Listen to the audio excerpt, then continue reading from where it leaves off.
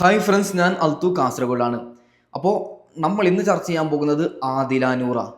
എന്താണല്ലേ, നമ്മുടെ കേരളത്തിന് എന്നല്ല ലോകത്തിന് തന്നെ ഭീഷണിയാണ് ആദില നൂറ.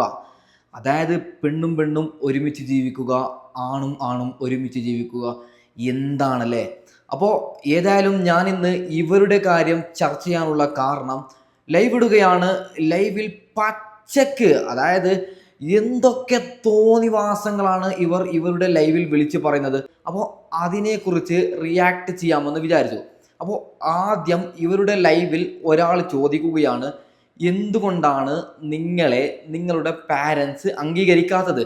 അപ്പോൾ അതിനുള്ള ഉത്തരം ഇവർ പറയുകയാണ്. അതിനെ ഞാൻ ഇവിടെ സൈഡിൽ വെച്ച് തരാം. അതിനുശേഷം ഇവർക്കുള്ള മറുപടി ഞാൻ കൊടുക്കാം. ഓക്കെ.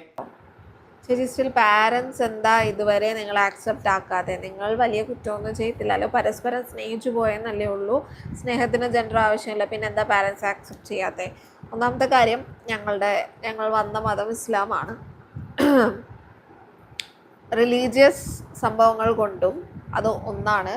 രണ്ടാമത്തെ റീസൺ, അവരിപ്പോൾ ഞങ്ങളെ ആക്സെപ്റ്റ് ചെയ്യുകയാണെങ്കിൽ അവരവരുടെ ബന്ധുക്കളിൽ നിന്നൊക്കെ ഐസൊലേറ്റ് ചെയ്ത് അങ്ങനെ പോകും.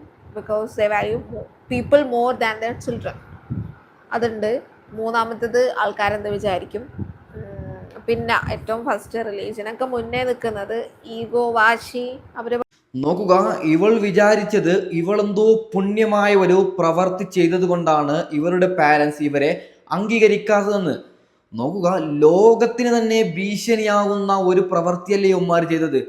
അമേരിക്കയിൽ അമേരിക്കൻ പ്രസിഡന്റ് ഡൊണാൾഡ് ട്രംപ് അധികാരത്തിലേക്ക്, അതായത് ഈ ഇലക്ഷനിലേക്ക് ഡൊണാൾഡ് ട്രംപ് വിജയിക്കുകയാണല്ലോ. അപ്പോൾ ആദ്യം പറഞ്ഞ പ്രസ്താവന ഇത്തരത്തിൽ ജീവിക്കുന്നവരെ ബാൻ ചെയ്യുക എന്നതാണ്. അതായത് ആണും ആണും ജീവിക്കുന്നു, ആണും ആണും ജീവിക്കുന്നു, പെണ്ണും പെണ്ണും ജീവിക്കുന്നു, ഇത്തരത്തിലുള്ളവരെ ബാൻ ചെയ്യുക എന്നതാണ് അമേരിക്കൻ പ്രസിഡന്റ് ഡൊണാൾഡ് ട്രംപ് ആദ്യം ചെയ്തത്. ബിഗ് സല്യൂട്ട് കൊടുക്കുകയാണ്. നോക്കുക, അതിനുശേഷം ആരോ ഒരാൾ ഇവരോട് ചോദിക്കുകയാണ്, നിങ്ങളുടെ മതം ഏതാണ്? അതിനുള്ള ഉത്തരവും ഇവർ പറയുന്നുണ്ട്. അതിനുശേഷം നമുക്ക് അവർക്കുള്ള ഉത്തരം കൊടുക്കാം. ഓക്കെ. റിലീജിയൻ ഏതാ അറിയില്ല, റിലീജിയൻ ഏതാ? റമീസ് മുഹമ്മദ് ചെയ്തത് തെറ്റാണെന്ന് തോന്നുന്നില്ലേ? ഞാൻ ചെയ്തത് തെറ്റാണെന്ന് എനിക്ക് തോന്നുന്നില്ല. നിങ്ങൾക്ക് മേ ബി നിങ്ങളുടെ ലൈഫിലുള്ള ഡിസിഷൻസ് അങ്ങനെ തോന്നുന്നുണ്ടാവും. സോ അങ്ങനെ ചോദിക്കുന്നതായിരിക്കാം. എനിക്ക് സാറില്ല, എപ്പോഴേലും റൈറ്റ് ഡിസിഷൻ എടുക്കാൻ പറ്റട്ടെ. നോക്കുക, ആദ്യം ചോദിക്കുകയാണ്, നിന്റെ റിലീജിയൻ ഏതാണ്? അപ്പോൾ പറയുകയാണ്, എനിക്കറിയില്ല. യുവന്മാർക്കൊക്കെ എന്ത് റിലീജിയനാണ്? യുവന്മാർക്കൊക്കെ എന്ത് ദൈവമാണ്? അപ്പോൾ ഇവിടെ ഈ പണ്ടാരം പറയുകയാണ്, റിലീജിയൻ ഒന്നുമില്ല, എനിക്കൊന്നും അറിയില്ല, ഞാനെടുത്ത ഡിസിഷൻ നല്ലതാണെന്ന്. എനിക്ക് പറയാനുള്ളത്, നിങ്ങളെടുത്ത ഡിസിഷൻ നിങ്ങൾക്ക് നല്ലതാണെന്ന് തോന്നുന്നുണ്ടെങ്കിൽ മിണ്ടാതെ അടങ്ങിയിരുന്നൂടെ? അതായത് ഇത് ലൈവിലൂടെ പറയുമ്പോൾ ഒന്നും അറിയാത്ത ന്യൂ ജനറേഷൻ ആണുങ്ങളും പെണ്ണുങ്ങളും വിചാരിക്കുന്നത് ഇതൊരു നല്ല ലൈഫായിട്ടുണ്ടാവും. അപ്പോൾ നിങ്ങളെ കണ്ട് പഠിച്ചാൽ നാളുകളിൽ നമ്മുടെ കേരളത്തിന്റെ അവസ്ഥ എന്തായിട്ടുണ്ടാവും? ഞാൻ അങ്ങനെ ഇപ്പോൾ ഇഷ്ടം പോലെ, ഞാൻ കുറേയായി ഞാൻ ഇങ്ങനെ കേൾക്കുന്നത്.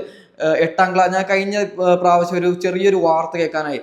8ാം ക്ലാസ്സിൽ പഠിക്കുന്ന 2 പെൺ സുഹൃത്തുക്കളോ അങ്ങനെ എന്തോ ആയിട്ട് ഇങ്ങനെ ജീവിക്കാൻ എന്തോ പ്ലാൻ. 8ാം ക്ലാസ്സിൽ പഠിക്കുന്നത്, നിങ്ങൾ നോക്കിക്കോ. അത് ഈ ഒറ്റകളൊക്കെ കണ്ട് പഠിക്കുന്നതല്ലേ. ഓക്കെ. അടുത്തതായിട്ട് ഈ പണ്ടാരങ്ങളോട് ഒരു ചോദ്യം കൂടി ചോദിക്കുകയാണ്, നിങ്ങളെ പാരൻസിനെ കുറിച്ച് എന്താണ് നിങ്ങൾക്ക് പറയാനുള്ളത്? അപ്പോൾ അതിനുള്ള ഉത്തരം കൂടി ഇവർ പറയുകയാണ്. അതും കൂടി കേട്ടുകൊണ്ട് നമുക്ക് ഇവർക്കുള്ള മറുപടി കൊടുക്കാം. ഓക്കെ. നിങ്ങളുടെ ഉപ്പമാരെ കുറിച്ച് എന്താണ് അഭിപ്രായമുള്ളത്? എന്തിനാ ഞങ്ങളുടെ ഉപ്പമാരെ കുറിച്ചുള്ള അവർക്ക് തന്നെ അറിയാം, നിങ്ങൾക്കും അറിയാം. വെറുതെ വായന കേൾക്കാൻ വേണ്ടിയിട്ടല്ലേ. പോ അവിടെ നിന്ന്.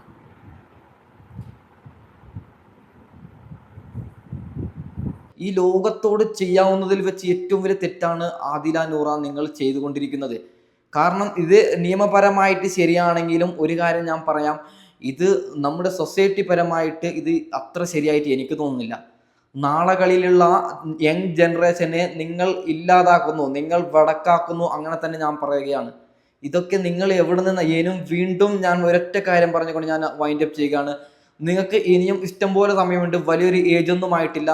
എല്ലാം വലിച്ചെറിഞ്ഞുകൊണ്ട് എത്രയും പെട്ടെന്ന് നല്ലൊരു ജീവിതത്തിലേക്ക് നിങ്ങൾ തിരിച്ചു വരണം. അതായത് ഇങ്ങനെ നിങ്ങൾ മുന്നോട്ട് പോകുന്നുണ്ടെങ്കിൽ കൂടിയാൽ 4-5 വർഷം മുന്നോട്ട് പോകും.